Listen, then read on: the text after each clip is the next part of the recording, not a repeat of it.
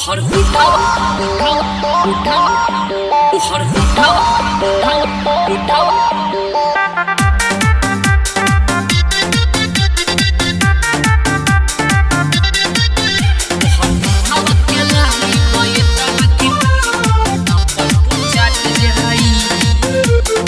गोरे बदन गदराइल जवानी सब देखी लोभा जाई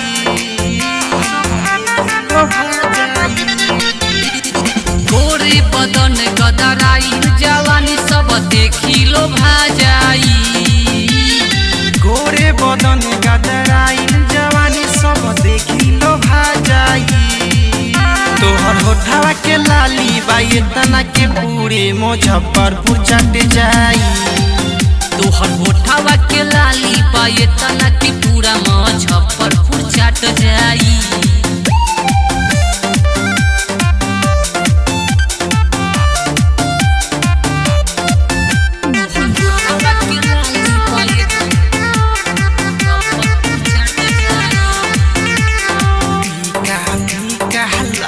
के गोहरी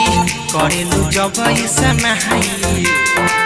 तोहर जवानी के देखी के गोहरी गईनी हम पगलाली लगा के गोरी करेलू जब समाइल तोहर जवानी के देखी के गोरी गईनी हम पगलाई यहाँ के लइका से पट जहिबू जिंदगी संभर जाई यहाँ के लइका से पट जइबू तो जिंदगी सवर जाई तोहर होठवा के लाली बाई तना के पूरे मुजफ्फरपुर चट जाई तोहर होठवा के लाली बाई तना के पूरा मुजफ्फरपुर चट जाई तोहर होठवा के लाली पूरा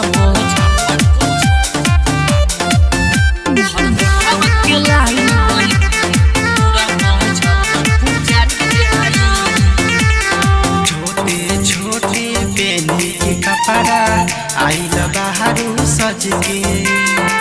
राइटर पवन देव धाली तोहरा चल जइबू रोके छोटे छोटे पेटी के कपड़ा आइल बाहरू सज के राइटर पवन देव धाली तोहरा चल जइबू रोके